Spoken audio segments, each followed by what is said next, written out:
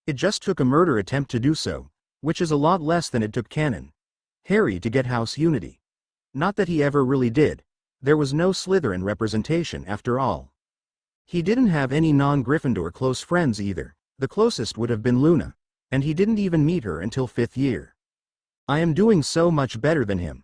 Look at all the multicolored friends I have after a month.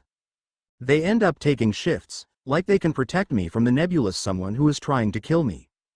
It's rather sweet, but I can't help wondering if they would still do so if they knew who the true culprit was. I'm not sure I want to know. Definitely not going to ask them, because I'm pretty sure Vanity would try to kill me if she thought it would win her favor with the Dark Lord. She might not, you never know, but I'm not going to test it. It's kinda nice being protected for once, even if it is kind of smothering. Aunt Sissa sends a letter informing me that I had better still be taking my potions, and that she has commissioned warded Quidditch gear for me that she has been assured is impossible to tamper with, as well as a promise that whoever tried to kill me will regret it. Uncle Lucy signs it and adds a postscript that he, and no lesser lawyer, will be personally prosecuting whoever is found to have been responsible. We'll see about that, considering my suspicions of the culprit. Padfoot sends his own letter with death threats to whoever is responsible. A ramble about his latest therapy session, as he had thought that the memories he recovered of the time I threw up on Dad would be appreciated, which they are. The news that he has hired 4 private investigators to find out who tried to kill me, another apology, another ramble about the hemophilia bullet that I dodged. Apparently most of his family had it and my generation is just lucky enough to have outbred enough to have avoided it. And a postscript that he's made contact with Remus and will introduce us shortly. It's a very nice letter. I appreciate the death threats on my behalf very much. Oh, and he also has about 2 pages where he tells me stories about my grandparents, both sets, though he was obviously more familiar with Dad's parents than with Mum's. There's also some death threats against Petunia, which I appreciate very much. Fuck her. And her husband. Dudley becomes okay, I guess, but he's still an ass and pulled my hair out in clumps. So fuck him, but I don't hate him as much, in his own way. He's suffering at his parents' hands as much as I did. It isn't his fault that he is what they made him. Doesn't mean I don't hate his guts though. I'm a Slytherin, not a Golden Boy Gryffindor. I've got a license to be mean and petty, it's the badge on my robe. This is Halloween. This is Halloween, chapter notes. Ah yes, a Halloween chapter in May. But it was this or revision, so enjoy. See the end of the chapter for more notes. The thing no one ever told me about flying is this. Well, 2 things actually. There is theory involved, and Madam Hooch likes seating plans. She pairs each Slytherin with a Gryffindor, presumably in a vain attempt to further house unity. Hermione is sad beside Coco, and I don't know which of the 2 is more upset about that. It's kinda funny. Seamus Finnegan and Vera are paired together, and really, could Madam Hooch have tried a little less hard to blow up the classroom? Neville and Pans work well with each other, even though Pans is as abrasive as they come. I am put beside Ron Weasley. He's tall, gangly and freckly, and clearly uncomfortable with being sat next to a Slytherin. Unfortunately for him, I am aggressively friendly and really enthusiastic about flying. The combination eventually leads him to first acknowledge my existence, then reply to me, then become civil, and finally to hold a full, friendly conversation with me. It takes from mid-September until the end of October, but I manage it. By the time I slam my bag down on the desk on the 30th of October, enough progress has been made that he looks up with a bright grin. Morning Hava. Hey Ron. I say, returning the smile with my own. It's infectious, endearingly so, and he's adorable. Did you see the cannon's transfer in the Prophet this morning? He says eagerly, almost bouncing. I frown thoughtfully. I have not got a Prophet subscription, too much effort. I just steal someone else's when I want to read it, but today I hadn't bothered. It had just felt like too much effort the day before Halloween. But Ron's vibrating with excitement, and I can't bring myself to burst his bubble. Gorgovich. I say, taking a stab in the dark, Gorgovich is mentioned in relation to the cannons at one point, right? He shakes his head, almost vibrating. Gorgovich is the weak point in the Wasps. Hava, keep up. Gudgeon transferred this morning. He was Gryffindor Seeker when Charlie was a first year, and Charlie modeled himself off him.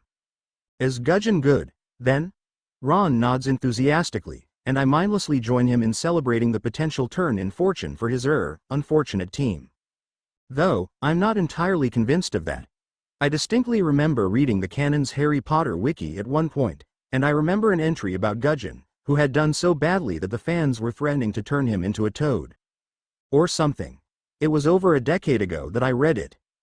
"Quiet, Potter, Weasley," comes Madame Hooch's voice. Ron blushes, and I just grin at her. Course, Madame Hooch. She's weak to my puppy eyes, I've noticed, and to my best impressions of Dad's cheeky grin.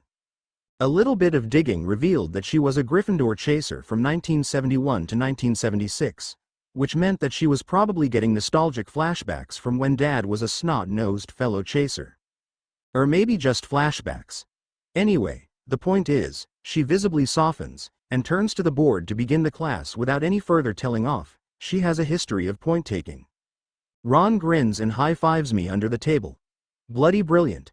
I grin back, ignoring Pansy's pointed sigh of exasperation. Harry and Ron's friendship was one of my favorite things about the books, and I had been gutted when I realized that my choices had taken us on different paths. Luckily for me, it appears that Harry and Ron are fated to be friends in any world. Asterisk asterisk asterisk asterisk asterisk asterisk asterisk asterisk asterisk asterisk asterisk asterisk asterisk asterisk asterisk asterisk asterisk I am back at Godric's Hollow. Mum is rushing upstairs with me in her arms, and Dad's brave smile is disappearing around the corner. His hair is messy and sticking up, and his glasses are crooked, and Mum's hair is soft in my grip. I cry and reach for him, desperate not to lose my father again, not again, please not again. Instead, I watch in slow motion as a vivid green curse soars through the air and hits him right on the forehead, where my scar is.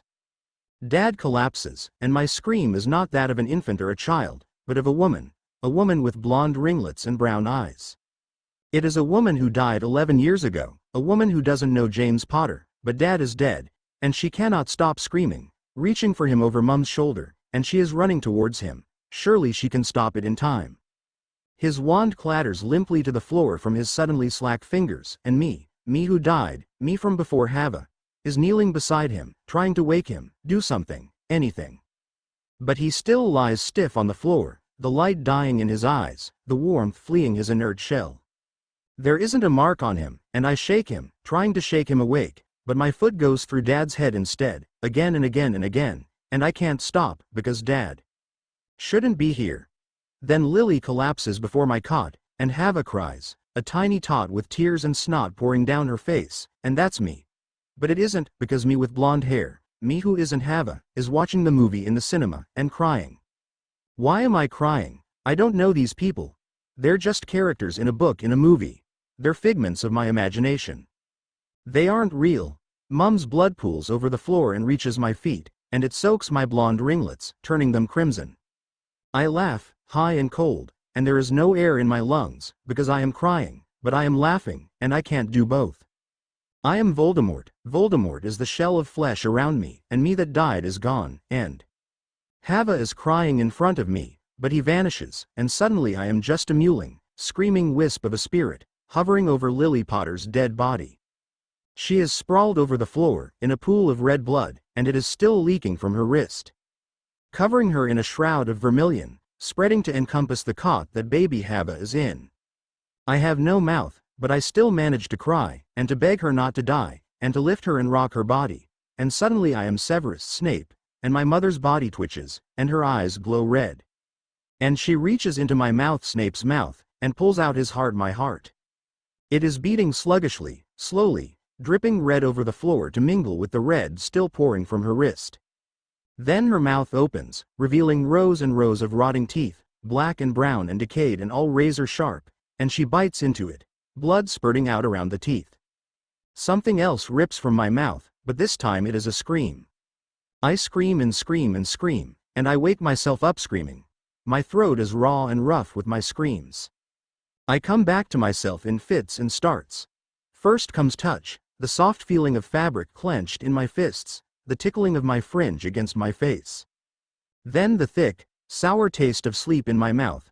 On its heels follows a soft voice, whispering comfort and reassurance into my ears. After that, my mind clicks back into gear, and thought returns. I open my eyes with an effort, blinking away the yellow sand at the corners and flinch back. All of the lights are blazing, and every girl in the Slytherin first-year dormitory is awake, Pansy and Daphne curled into my bed with me. It comes to me as a great surprise to discover that I am clinging tightly onto Pansy, tears pouring down my cheeks. Hava, what happened? I shake my head, burrowing deeper into her shoulder, but the words spill out anyway. They died. They died again. Why do they keep dying? Suffice to say, no one sleeps particularly well the night before Halloween. After the third time I wake up screaming, a yawning and rather snappish Daphne suggests that I just get a dreamless sleep potion if any of us are to sleep at all. Rather than wake any of the prefects, or, Merlin forbid, Snape, I call for the little house elf who was a peripheral presence in my infancy. Bitsy. Despite the oddness of whispering into empty air, she appears almost instantly, looking with deep concern at me. Sweet little Lady Hava should be sleeping at night, not calling her elfses. I smiled disarmingly at her, ignoring the eye roll and the fact that she dealt with Dad and Padfoot for their entire lives and knows exactly what I am up to. Of course, I know that, dearest Bitsy. I was wondering if you could give me another dreamless sleep potion. Just to help me get to sleep tonight, that's all, so I can stop waking up the rest of my friends. The old elf looks suspiciously at me, but produces a vial reluctantly. If sweet little Lady Hava calls Bitsy again, Bitsy will say no more potions and talk to sweet little Lady Hava's guardians. After she disappears again, Pansy practically forces it down my throat. Now sleep, she says forcefully, though it is somewhat lessened by the yawn that overtakes her as soon as the words leave her mouth. She and Daphne stay in my bed, however, and as I drift off I cannot help the warm feeling in my cold little heart. Asterisk asterisk asterisk asterisk asterisk asterisk asterisk asterisk asterisk asterisk asterisk I wake up on Halloween feeling like shit, physically, mentally, emotionally, spiritually, ecumenically and grammatically. Even the old joke can't raise my spirits. Pansy and Daphne have to basically drag me out of bed, and then I get a good look at their faces and feel even worse. Both of them have deep circles under their eyes. Actually, so does everyone in the dorm. I start to apologize, but Pansy clamps her hand over my mouth. Shut it. She snaps. You can only finish that sentence if it wasn't an apology for having trauma or existing. When she takes away her hand, I shut my mouth with a clack before I open it again. Thank you. My voice is so soft that even I can barely hear it, but I can tell that my friends, and how strange is that, to think that Harry Potter's closest friends are Slytherins, have heard it, because Pansy's eyes soften and she smiles. Just a brief twitch of the corners of her lips.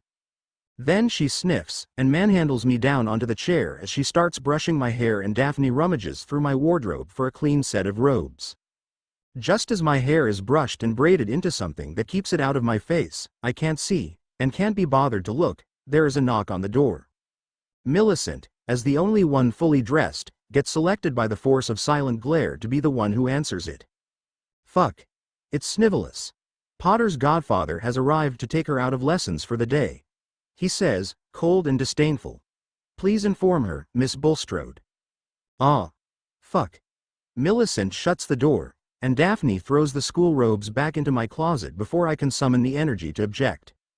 I close my eyes and try to summon up the energy to pick something for what I assume will be a visit to Godric's Hollow. What else could it be on Halloween?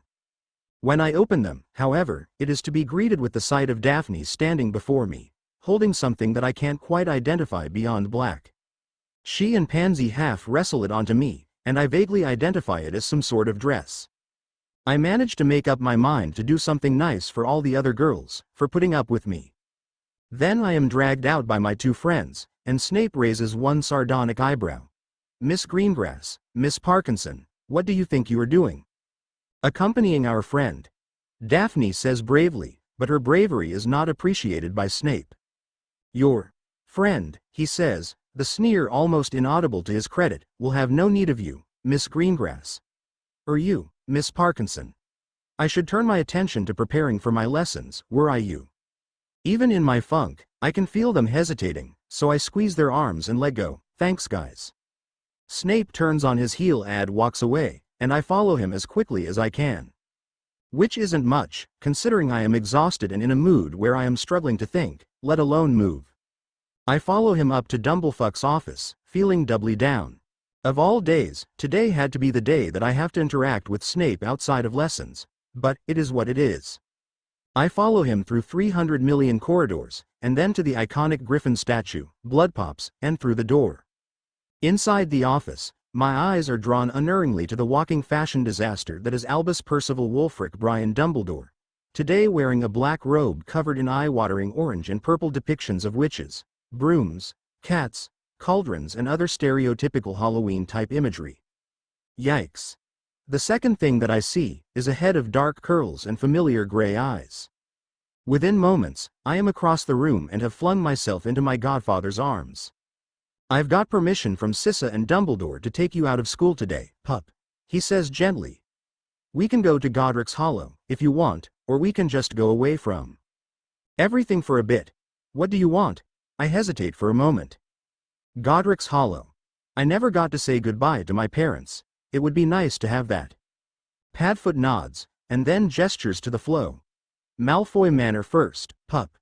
Sissa and her pet want to see you for breakfast."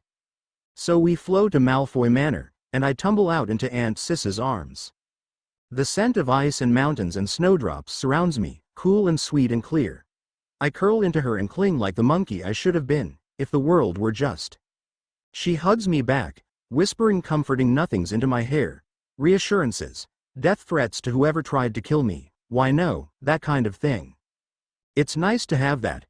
I huddle into her, breathing the scent of her perfume and hiding under the dramatic swoop of her robes.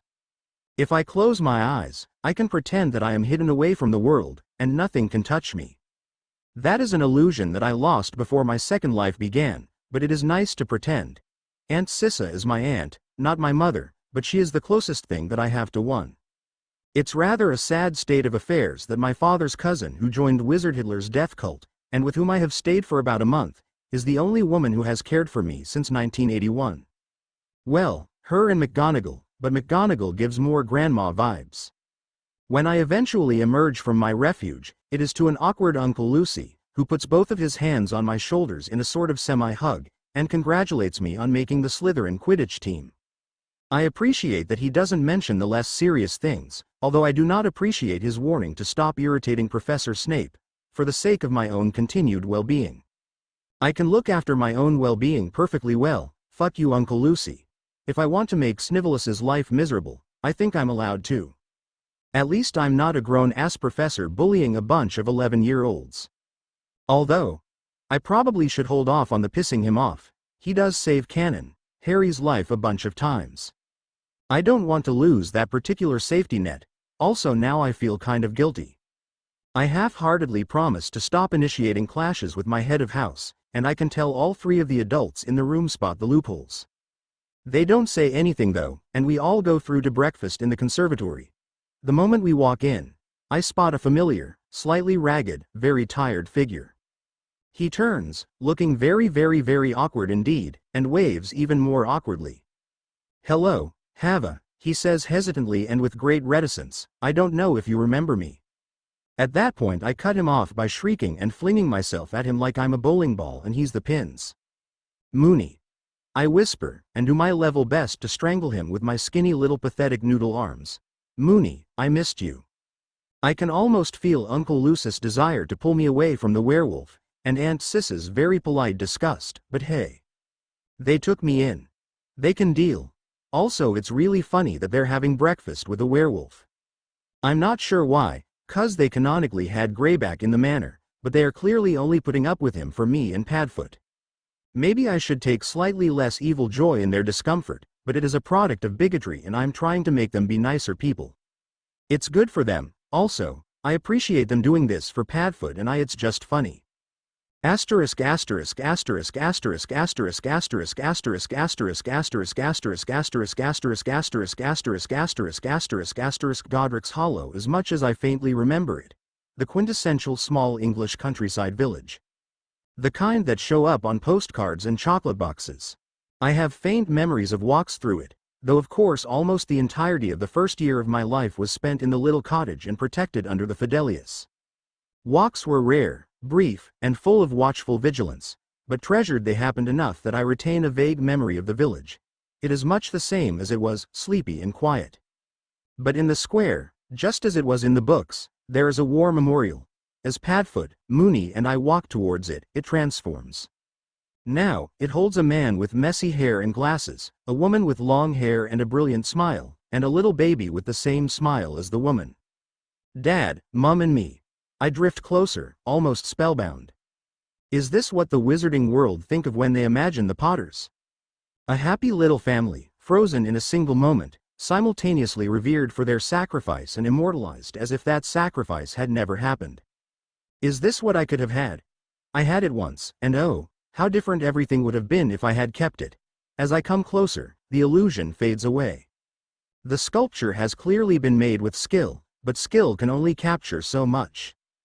Dad is handsome and boyish, but no more than that, nothing more than a young man, all the force of his personality missing. The glint is absent from his eye. Mum looks softer than she ever did in life, like someone has carved all her edges away to make her seem like an angelic wife and mother. I cannot smell the lilies in her hair. Both of them are lesser, frozen shadows of the people they once were. Even I. Was I truly ever that small? There are no shadows in my eyes, no scar on my forehead. I look like any other baby. This is not a memorial to my parents' sacrifice. This is the wizarding world's delusion.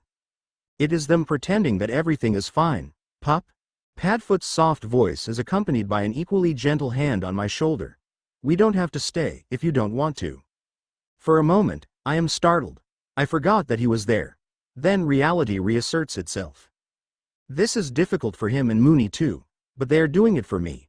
The least that I can do is make it as easy as possible. I blink away tears that I didn't realize were there, and turn to slip one of my hands into each of theirs, ignoring Moony's hesitation until he grips my hand back. Can we? I want to say goodbye. Padfoot nods, and the two of them lead me away from the awful caricature of what could have been. Asterisk asterisk asterisk asterisk asterisk asterisk asterisk asterisk asterisk asterisk asterisk asterisk asterisk asterisk asterisk. The graveyard is small, cramped, even. We enter it through a little kissing gate, showered with the falling leaves as Padfoot's head brushes the hedge that bows over the top. It takes us some time to find my parents. We see Peverells, Potters, Boneses, and more, even a Dumbledore or two. But not my parents. Not until enough time has passed that I am no longer feeling the urge to turn around and curse that fucking awful monument to the wizarding world's delusions into 1,000 grains of dust. It is Moony who finds it, his hoarse voice calling for us in a whisper. Padfoot almost races over, falling to his knees before the grave. I walk much more slowly. The longer I take, the more it feels as if it could all be a bad dream. A dream that lasted a decade, but a dream all the same. There are flowers on the grave. A shared one, a single headstone. In loving memory of James and Lily Potter, the 27th of March 1960 to the 31st of October 1981 and the 30th of January 1960 to 31 October 1981, the last enemy that shall be destroyed is death. Wordlessly, Padfoot hands me a wreath, fire lilies, white chrysanthemums, hydrangeas and red roses. A flower for Mum and Dad, one for grief, one for family, and one for love. I drop to my knees and place it carefully on the grave, brushing away the other flowers that are all dead and rotting. Hi Mum, Dad. For a long time, I can't think of anything else to say. What is there to say? They aren't really here. It is only their bones, slowly rotting away to nothing, uncaring that the child they gave their lives for is weeping above them. But eventually, I manage to find something to say. I love you. It takes so much just to say those few words, but after that, it is like a dam has broken. I'm sorry. I'm so sorry. I miss you. I know I shouldn't remember you, but I do. I miss you so much. I'm sorry. I'm sorry. I'm sorry. It's my fault. You didn't have to die. I'm sorry. I'm so sorry. I miss you so much. After that, I am crying too hard to speak anymore. Asterisk asterisk asterisk asterisk asterisk asterisk asterisk asterisk asterisk asterisk asterisk asterisk asterisk asterisk asterisk asterisk asterisk. When we get back to Hogwarts, it is almost tea time. We spent less than an hour in Godric's Hollow, all told, but it had been so emotionally exhausting that Padfoot had made the executive decision to take us all to the cinema. He and Mooney had let me choose which movie to watch, and the only one I recognized was Robin Hood, Prince of Thieves. So I picked that for the nostalgia. We had our body weight in popcorn, I think, and equal that in soft drinks. It was nice, quiet, and companionable, just enjoying the movie. A good way to bond with my honorary uncles again. Prince of Thieves was never my favorite Robin Hood movie. That would be the Disney one or Men in Tights, of which only the Disney one is currently extant, and I am so dragging my snotty Slytherin clique to watch Men in Tights when it comes out, but it's good. Comfortable, like a well-worn shoe. After the movie, we had lunch in my parents' favorite restaurant, a tiny place run by a squib couple in the magical village of Camelot, called Queen Mab's Kitchen. It's adorable, almost fairy-sized, with the most gorgeous furniture that seems grown out of the ground and delicate china with moving flowers and plants on them. The light is low even at midday, with floating bright gleams that remind me of fireflies but are far more insubstantial. It's like being in a fairy cavern. I love it. Mum and Dad had good taste. Padfoot makes sure to order me Mum's favorite, pumpkin soup with fresh buttered bread filled with nuts, and served with cold buttermilk, followed by Dad's favorite dessert, fruit salad carved and arranged into the sculpture of a lily. Dad was such a sap. Delicious, every bite, and bittersweet. It's something back of my parents that I should have never lost. I should have grown up coming here, and should have considered my parents' favorites boring, should have had my own favorites, and known the menu like the back of my hand. Yet another little thing that Voldemort stole from me, another tiny cut that stings far worse than it should. Padfoot and Mooney both have the same as me, and all three of us are very quiet. After that, we wander around the magical district of London, browsing and shopping to our heart's content. Or, rather, Mooney and I browse, and Padfoot buys everything we look twice at. Damn him, who let him out of the house without a minder? All I can say is that it is a good thing the Blacks are filthy rich, and that featherlight charms exist. By the time I flow back to Hogwarts, the only thing on my mind is bed. Or hiding in the chamber, where no one can find me. Unfortunately, when I step through the flow having had a teary embrace with both of my godfathers, Dumbledore is waiting on the other side. Fuck him. He is holding a silvery bundle of something in his hands, his eyes grave. Is that what I think it is? Your father left this in my care before he died, my girl, the goat says softly. It is long past time that it returned to you. It is. Fuck yeah. He's now above Snivelus in my mental rankings of teachers, and only just below Squirrely Quirrely. The invisibility cloak is mine 2 months ahead of schedule, and while I'm well aware it's because he's scrambling to regain control, it's a fucking invisibility cloak. Anyone would be over the moon. It also means that the castle is now open to me at night.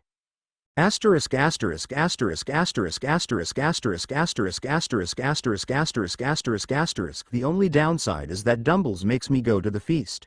Great. Just what I wanted to do. Not. Whatever nonsense he may spout about honoring Mum and Dad's sacrifice by not hiding away, I know that they'd understand me not wanting to people.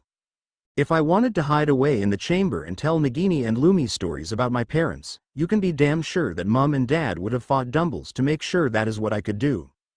Still, he's headmaster, so what he says goes. I sit next to Coco and try to ignore everything going on around me. My cousin is the best. He piles food onto my plate, blocks anyone who tries to talk to me, and best of all, Lumi slides out of his robe and across my shoulders. I would have taken her with me today, but boomslangs don't do well with flows, so Co-Company looked after her for me. The familiar weight of her across my shoulders is really nice. The food is hearty and good, potatoes, beef, Yorkshire puddings.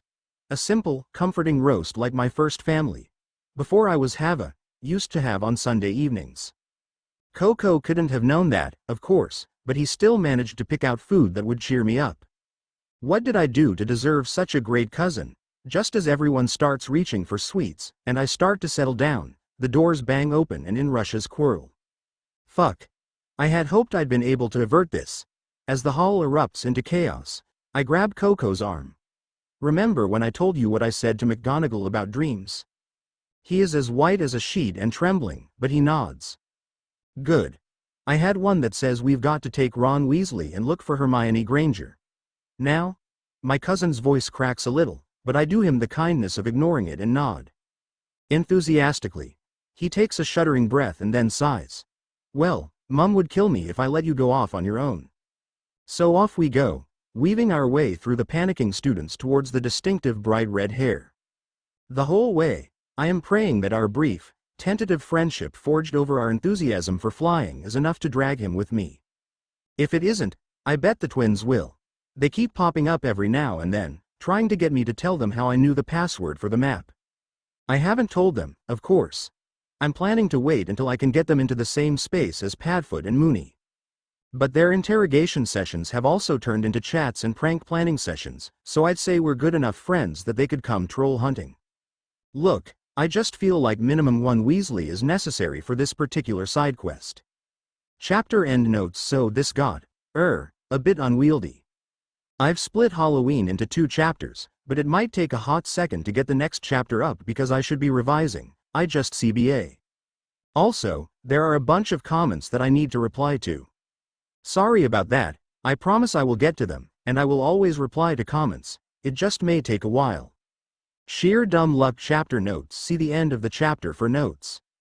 Somehow, I'm not quite sure, considering the number of panicking children in the hall, I managed to get across to the Gryffindor table without getting trampled or spotted by Pansy. 3 guesses which of the 2 was more difficult, and the first 2 don't count. Thankfully, Vera's unintentionally distracting all of my dorm mates by having tripped over, and the older members of the aggressive Protect Hava squad, Reed, the Slytherin Quidditch team plus Farley, are all absorbed trying to look after the rest of Slytherin House as well as presumably assuming that someone else is looking after me. Well, another member of the Quidditch team is looking after me, Coco, I giggle, and tap Ron on the shoulder. He startles and whirls around, and nearly clocks me in the face. Thankfully, I have very good dodging skills, for which I refuse to thank fucking Petunia and Vernon Dursley. Fuck them. I mentally spit upon their graves, but not their mother's graves because that would be disrespectful to the icon that Grandmama Evans presumably was, and then grin at Ron. I heard you were mean to Hermione in Charms today, and she's been crying in the bathroom all afternoon. She doesn't know about the troll, and I thought I should go and rescue her, but couldn't get any of the other Slytherins to come along on a stupid, reckless stunt like this. So I came to ask for a Gryffindor's help. Ron seems to be taking a moment to parse through this, but his first order of business is to stutter, and then point at Co-Company. You have another Slytherin right there. I shrug and do not start cackling at him missing the veiled insult. Coco's my cousin and basically my twin separated by birth and branches of the family tree. He doesn't really count. And all quests need at least 3 members to qualify, you know. Yes, that was ripped from Percy Jackson, so what? Pardon me, Fred, says a familiar voice, but I do believe I heard a lickle snake trying to tempt our baby brother astray. Pardoned, Fred, I say, turning around and grinning as I cut off George's reply to Fred's comment. Feel like coming troll hunting and saving a damsel in distress? The sparkle that lights in the eyes of both twins is nothing short of unholy, and I resist the urge to cackle. They exchange a glance and then bow in unison. Your wish is our command, O great lady of the Serpent Den. Who do you wish us to save? Hermione Granger. She's crying in the bathrooms and doesn't know about the troll. I say, curtsying back, the most flamboyant one Aunt Sissa taught me because the twins love that shit. Then we turn and march for the bathrooms where I know we will find Hermione Granger in undying glory. Co-Company is at my side, as he ever is, loyal little minion, then the twins behind us are frog-marching their still confused brother. Ah, this is the life. I lead my little army up the stairs and salute Percy Weasley cheekily as our staircase swings away from his, and his little trail of frightened Gryffindors. If only I had a picture of his face, upon seeing 3 of his brothers running around with 2 little Slytherins. The girl who lived and the only son of his father's archenemy. Hey, I can use a pensieve. I'll show it to Padfoot when I see him again. He's gonna love it. Great mini prank. Then I lead my minions up and around until we have to hide behind a statue in an alcove due to footsteps. Severus Snape sweeps past us, billowing ominously and in a way that makes me really jealous of his drama. Damn it, if only he didn't hate me, then I could learn his secrets. It's not even all my fault. He already hated me, and I just retaliated. Life is so fucking unfair sometimes, don't you think? There is literally no one else I know who billows that dramatically. Anyway, once he's gone past, we all pile out of the little alcove and the Gryffindors start being all, "Oh Snape, he's looking a bit evil." As the two resident Slytherins, Coco and I should probably say something, but I feel excused from defending Snivellus ever, and Co-Company is apparently resentful of Snivy bullying me. So neither of us say anything. He does bring this kind of shit on himself, to be entirely honest. If he didn't look evil all the time, he wouldn't be suspected of being evil all the time. After a couple minutes, we remember we're trying to save a damsel in distress and hasten forthwith to the toilets wherein we know the said damsel can be found. Luckily for us, we get there before the troll. Coco and Ron awkwardly hover at the door, while the twins laugh at them and follow me inside like my own ginger honor guard. Maybe I should make an evil cult of gingers. Take over the world through our power of soullessness and therefore our immunity to dementors. Except the cult would be like me, the Weasleys, and Susan Bones, and that's too small of a cult for my tastes. Go big or go home, that's what I always say. In case you've noticed, I very rarely go home. I tap on the cubicle door. "Hermione? Charms bestie? You in there?" There's a muffled sniffle. "Hava?" "Yep." I bounce up and down on my toes. "We came to rescue you because there's a troll on the rampage and we thought you might like to avoid being maimed or seriously injured." For a moment, there is only silence. I can feel Ron and Co-Company exchanging glances at the doorway, and part of me cackles at being so annoying that even the Malfoy-Weasley feud is overcome. The bolt slides back and the door opens. Hermione's eyes are red and puffy and she looks like crap. "Where were you today?" "I ended up next to Weasley in Charms and he was horrible." Ah, there's the Hermione I know and love, no concept of any world outside her own. "I was visiting my parents' graves with my godfathers," I say as obnoxiously as I can manage, because if I don't inject as much aggressive, peppy, false cheer into it I will start to cry again, and that is terrible for a troll fighting chapter. Because today was the anniversary of the day they died, in 1 hour, actually. But anyway, Ron is very, very sorry for making you cry. Look, he's even come to help rescue you from the troll. She looks towards the door, following my finger, and sees Ron awkwardly waving. The twins and Co-Company are looking at me with a fair bit of concern, but what's new? Coco's nose wrinkles at that moment. "Uck. Weasley, when was the last time you washed your socks?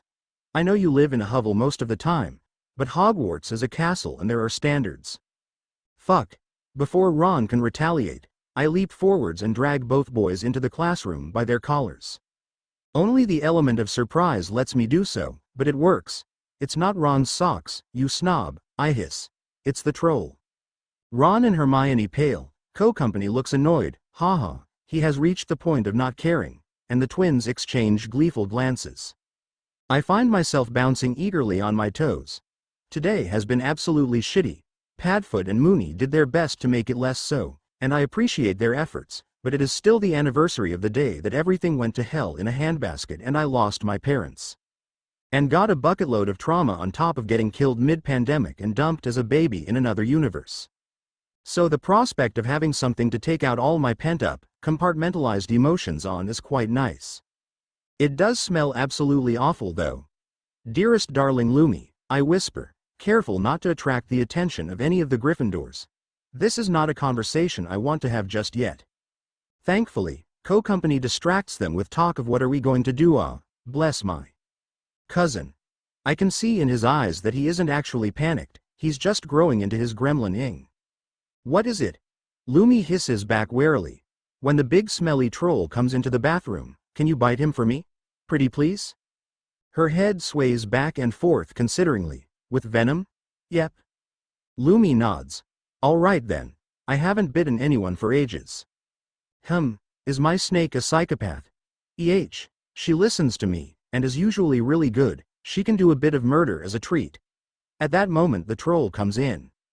Hermione looks like she's about to faint, clinging onto Ron, bless her, who's clinging right back.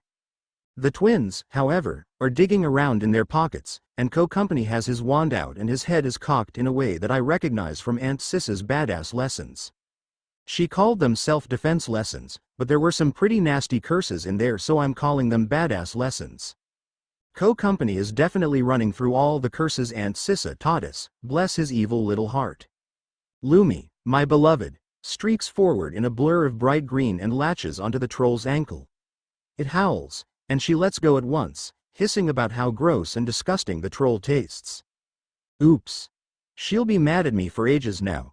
Then I realize, oh fuck, the troll is mad. It starts swinging at us, and I panic. Arresto momentum, it works. Kinda.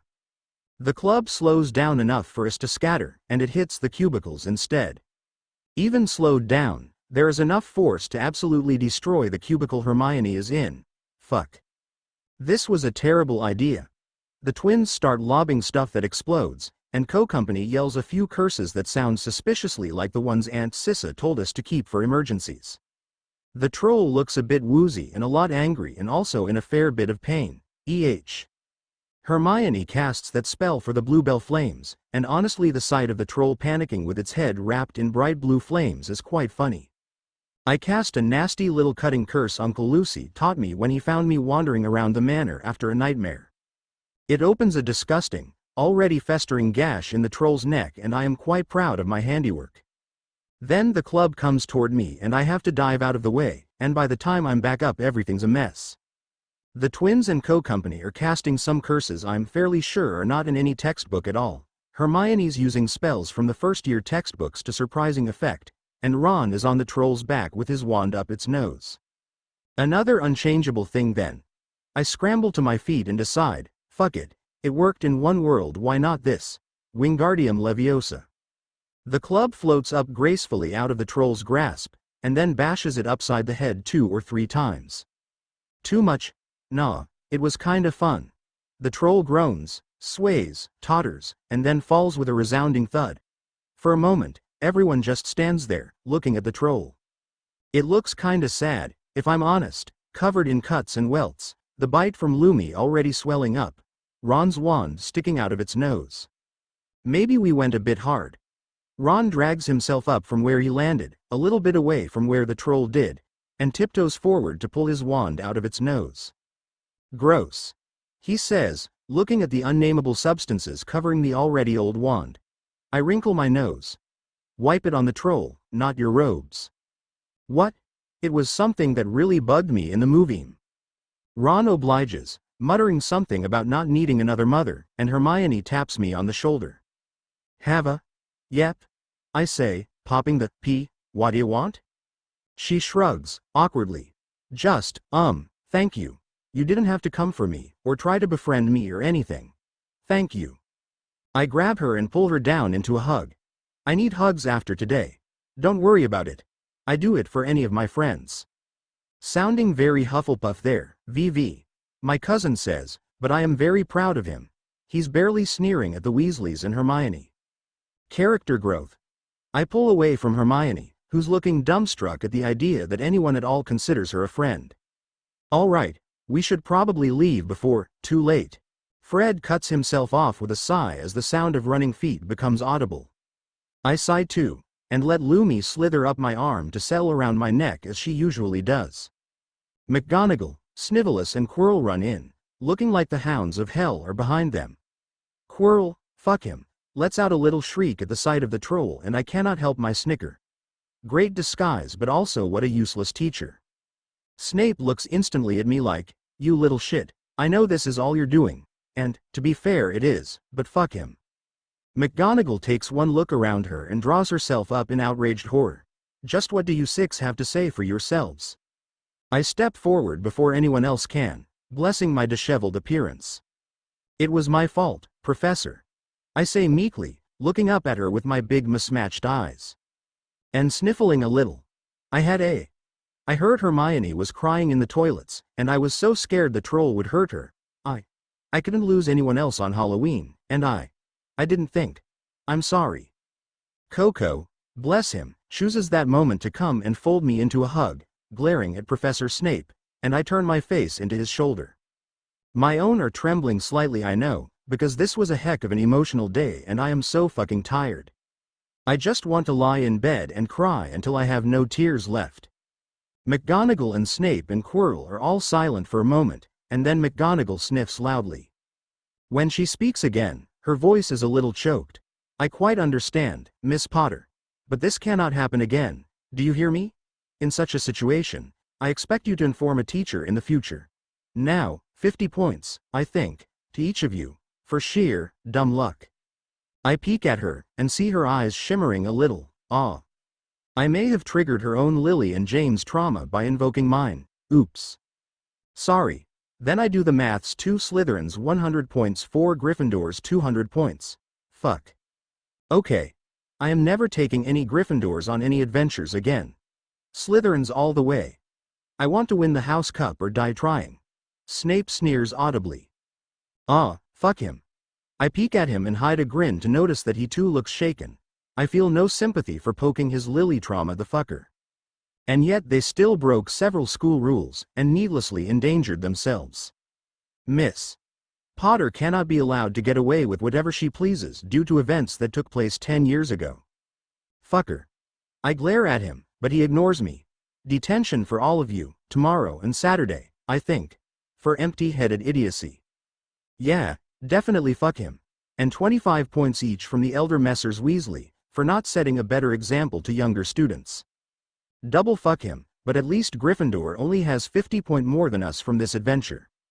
McGonagall looks outraged, but I can see her visibly decide not to fight with another teacher in front of 6 students. We are ushered out of the toilets and back to where the feast has restarted in the hall. I position myself behind Quirrell, having a whispered conversation with Lumi about my deep desire to see Voldemort in drag and forced to dance the can-can, as well as other delights that have got to be insulting to his 40s sense of masculinity. It is the anniversary of my parents' death, and no one could blame me.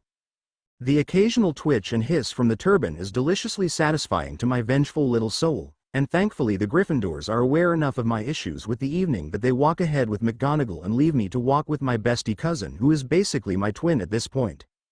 If it has the additional bonus of hearing Snape occasionally twitch at the hisses from his position behind me, well, fuck him very much. No sympathy. Asterisk asterisk asterisk asterisk asterisk asterisk asterisk asterisk asterisk asterisk. There are some things that you cannot do without becoming friends. And, in any world, fighting a troll together qualifies. The twins and Ron officially become part of my army. My friend group. Or protection squad. Or both. Maybe both, people who like me enough to stop me trying to kill myself. There's basically every Slytherin in my year: the Pottles, Susan Bones, Neville, Hermione, Tutu, the Slytherin Quidditch team, and now the twins and Ron. I love my friends. Even though the rest of the Slytherin Quidditch team is dubious about the twins, especially Yaxley and Vanity. They're constantly side-eyeing them, and I see Vanity palming her wand like every time the twins smile. Particularly Fred. Beater rivalries. Delicious. It's kinda funny if I'm honest. It even makes up for the letters I get 2 days later from all 4 of the adults who have a vested interest in me: Padfoot, Moony, Aunt Sissa and Uncle Lucy. Clearly, Co-Company snitched. They're very nice letters, really, full of concern and worry about my state of mind and my body. Padfoot is threatening me with a bodyguard, Moony's letter comes with accompanying chocolate, Uncle Lucy is promising to have the board go after Dumbledore for his negligence, and Aunt Sissa has a list of curses for me to learn. All 4 are just sad and worried about me. I feel bad for making them worry. Also, now I'm being threatened with therapy, emotions. Disgusting. It's much better to watch the Beater rivalry unfolding in front of me, and enjoy my successes. As things go, I think everything's going pretty well. House Unity is going burr. I've found the Chamber of Secrets, vibes are vibing, everything's going great. Even if Nagini is heavily disapproving of my foolhardy recklessness and lack of care for my own safety. Apparently she thinks I can be sneakier and more careful about causing chaos. Joke's on her, I'm having fun. Please drop by the archive and comment to let the creator know if you enjoyed their work.